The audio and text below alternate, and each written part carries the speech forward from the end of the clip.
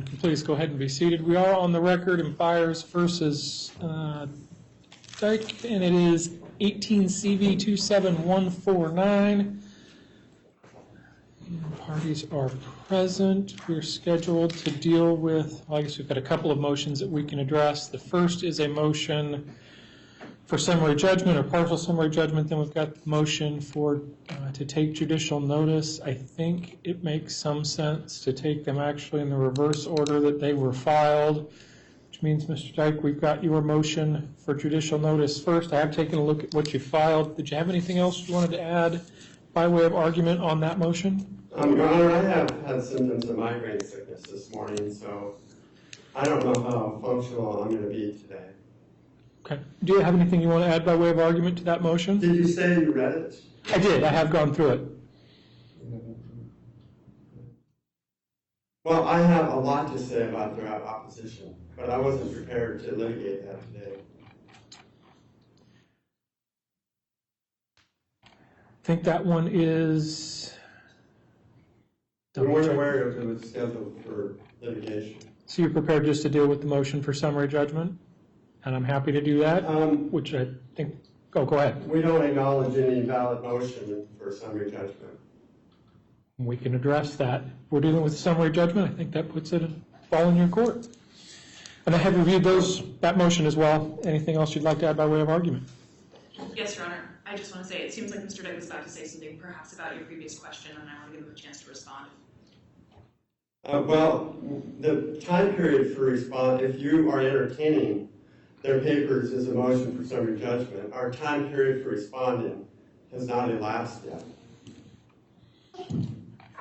So we did not come prepared. Recollection is that it has, but let me just double check when that was filed. We did not come prepared to litigate any motion for summary judgment.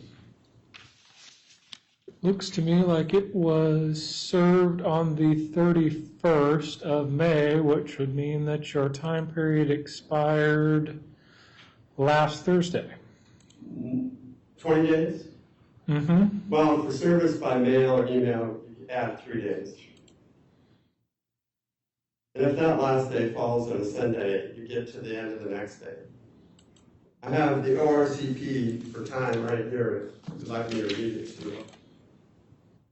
Let me just see what we got here. Your Honor, may I just add, this motion has been docketed for quite some time for hearing today. We believe that all parties should be prepared. They had advance notice that it would be happening today and chose not to respond by the deadline. Your Honor, I did inquire with Mrs. Ostrom, I believe this is Mrs. Ostrom, about the deadline, and she said, I can't give you legal advice, so that pretty much ended any discussion of our time period. And I think that's probably the only response she could give. I did inquire with the court, or I left a message, the court clerk did not respond when I called.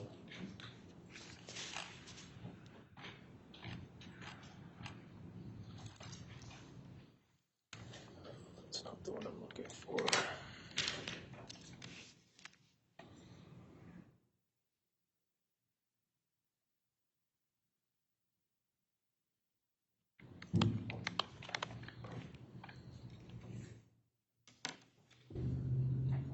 For the record, you allowed opposition to our first motion to dismiss that exceeded the time period for responding as best as we could reckon. Just give me one moment.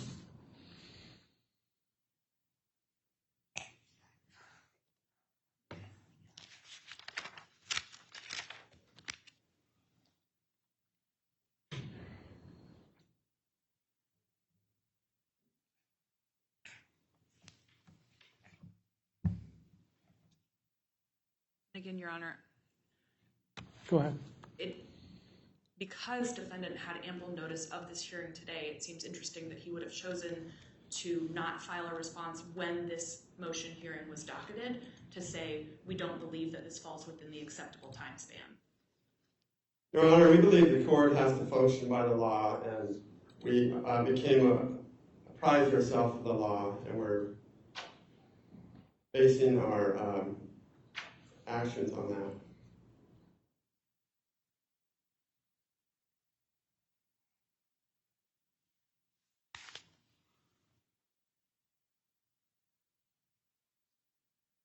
So if my calculations are correct, the motion was filed and served on the 31st, which would ordinarily give you until the 20th to respond.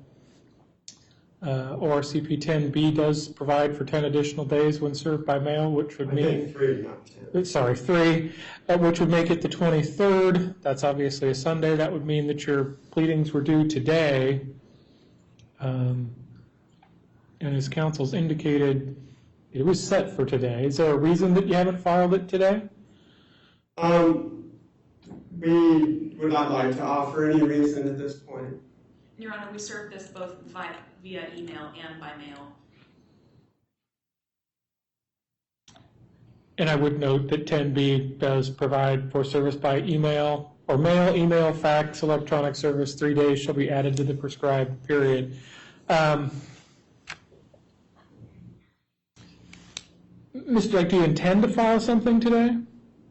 Yes, sir.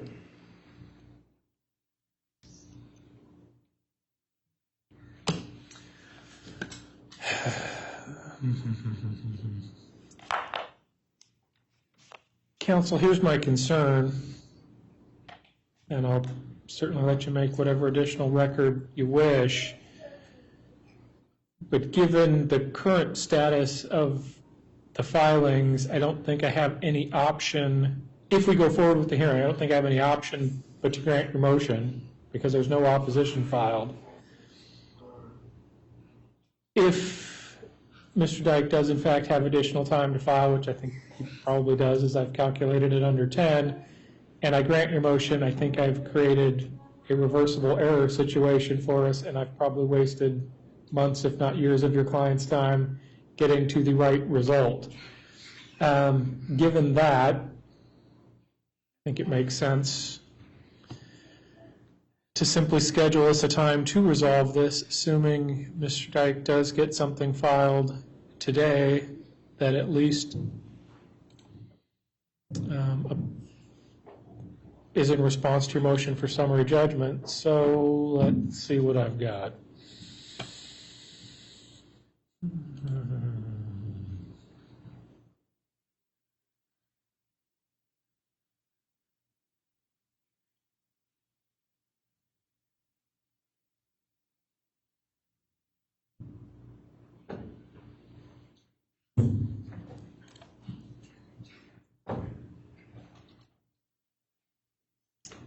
How about July 8th at 10 o'clock? Does that work? I need to consult my calendar. Please, go ahead.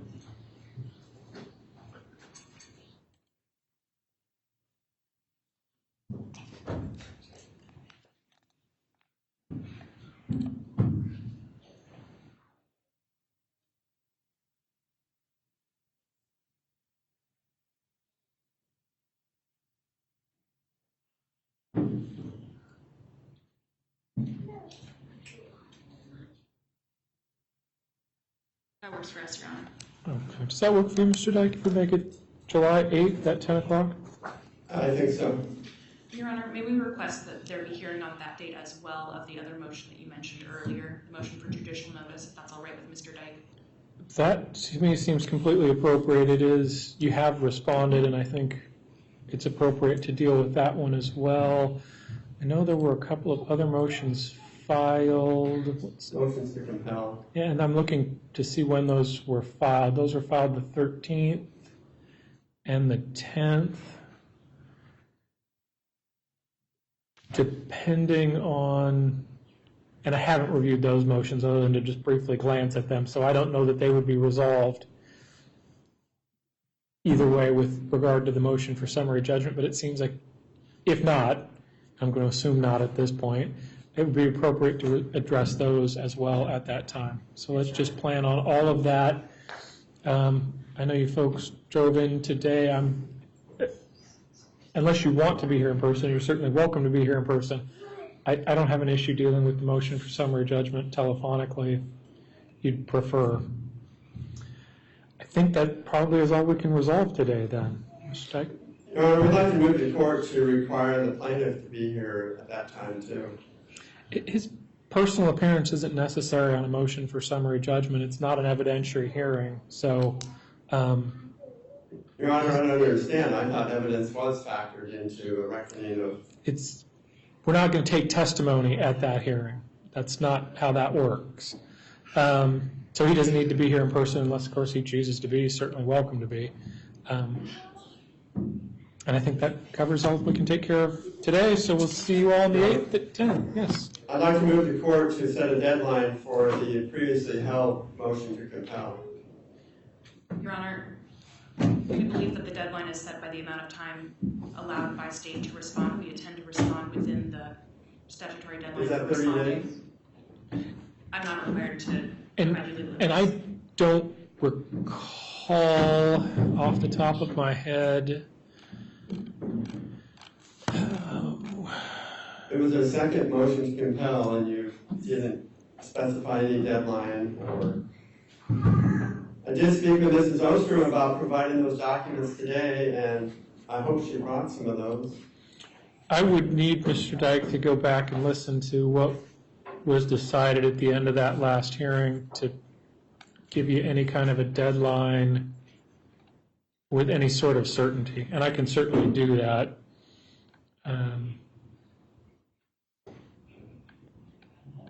And since I've now got some time, I guess I will.